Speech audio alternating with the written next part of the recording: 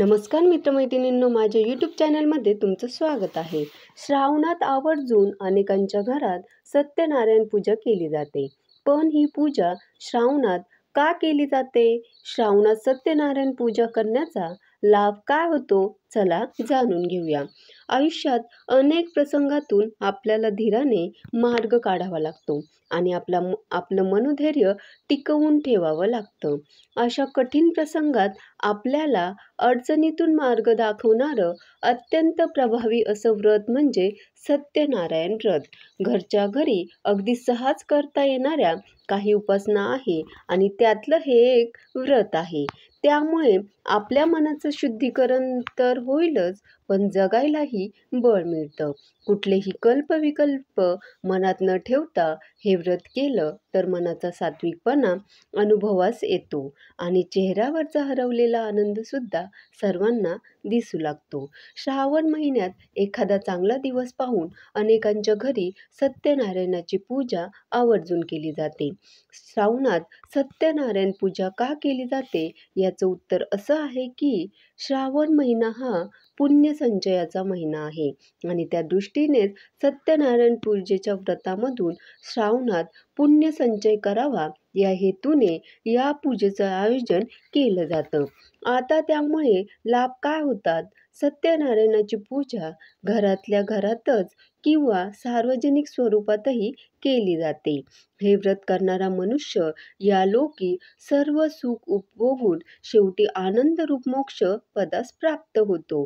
प्रत्येक महिन्याच्या पौर्णिमेला हे व्रत करण्याची देखील परंपरा आहे. घरातील जी व्यक्ती हे व्रत करेल त्यानेच प्रत्येक पौर्णिमेला हे व्रत करायचे असते. सत्यनारायणाची पूजा केल्याने फक्त मनोबलच वाढते असं नाही, तर त्यातील असामान्य आणि प्रचंड सामर्थ्य आपला जीवन प्रवास आनंददायी करते. फक्त त्यात समर्थनाची भावना हवी, साधेपणा हवा, अहंकाराचा लवलेशही नको, तरच पूजा फलरूप होईल. श्रावण महिन्यात सत्यनारायणाची पूजा केल्याने घरात सकारात्मकता पसरते. वर्षभर आपल्याला आयुष्यात ज्या काही नकारात्मक घटना घडलेल्या असतात त्याचे पडसाद आपल्या मनात राहतात. पण सत्यनारायण पूजा केल्याने मनातील सगळी नकारात्मकता नष्ट होते आणि मन प्रसन्न होतं आणि आपण पुन्हा नव्याने आयुष्यात येणाऱ्या कठीण प्रसंगाची लढाई लढायला सज्ज होतो. आता ही सत्यनारायणाची पूजा कशी करावी?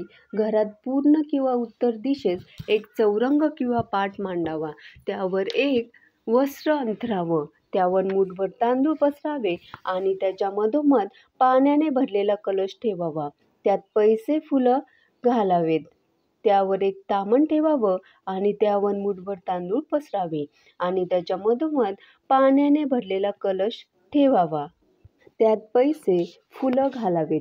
त्यावर एक ताम्हण ठेवावं आणि त्यावर मूठभर तांदूळ पसरावे आणि त्याच्या मधोमध पाण्याने भरलेला कलश ठेवावा. त्यात पैसे, फुलं वाहावेत. त्यावर एक ताम्हण ठेवावं. त्यात मूठभर तांदूळ पसरावेत. ह्यात तुळशीपत्राचे आसन तयार करून त्यावर आपल्या देवघरातील श्रीकृष्णाची मूर्ती ठेवावी. तुमच्याकडे छोटा बाळकृष्ण असेल तर तुम्ही बाळकृष्णाची मूर्ती ठेवू शकता. श्रीकृष्णाला 108 किंवा 1008 या संख्येत तुळस अर्पण करावी. पूजेत मन एकाग्र करावं त्यासाठी हा मोठा आकडा दिला आहे. तुळस अर्पण करून फुलं वाहावी. केळीचे खांब पवित्र मानले जातात आणि त्यांची सजावट केल्याने पूजेला शोभा येते, मांगल्य आणि पवित्र जाणवते. परंतु ती मिळालीच नाही म्हणून पूजा थांबवू नये. सत्यनारायणाचा प्रसाद जास्तीत जास्त लोकांना मिळावा म्हणून पूजा झाल्यावर लोकांना दर्शनासाठी बोलवावे आणि तीर्थप्रसाद द्यावा. त्याबरोबर न्याहारीची डिश किंवा पेय, सरबत या गोष्टी तर ऐच्छिक आहेत. तुमची इच्छा असेल तर तुम्ही देऊ शकता. त्यावर जास्त खर्च होणार असेल तर टाळलं तरी चालेल. सत्यनारायण पूजेचा आनंद मात्र घ्यावा. श्रीकृष्णाच्या मूर्तीला मनोभावे नमस्कार करावा. त्याला गंध, अक्षदा, फुलं आणि तुळस अर्पण करावी. आपल्याकडून हे व्रत करून घ्यावं म्हणून देवाला विनंती करावी. धूपदीप ओवाळावे देवाला आणि अंतर्मनाने देवाला शरण जावे. सत्यनारायणाची व्रत पोथी मिळते. संपूर्ण चातुर्मासात सुद्धा असते. त्यातील सत्यनारायण कथेचं वाचन करावं.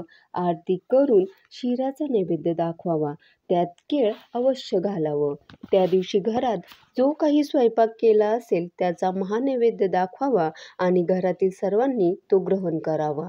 तसं शिऱ्याचा प्रसाद बाहेरच्या निदान 2-4 जणांच्या मुखी तरी लागावा, करून प्रसाद वाटप केल्याचं पुण्य देखील मिळते.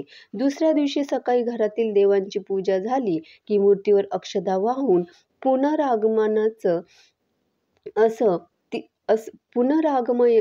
पुनरागमनायच असं 3 वेळा म्हणावं आणि श्रीकृष्णाची मूर्ती पुन्हा देवघरात ठेवावी आणि नमस्कार करावा. अनेक जणांकडे दर पौर्णिमेला हे व्रत केलं जातं.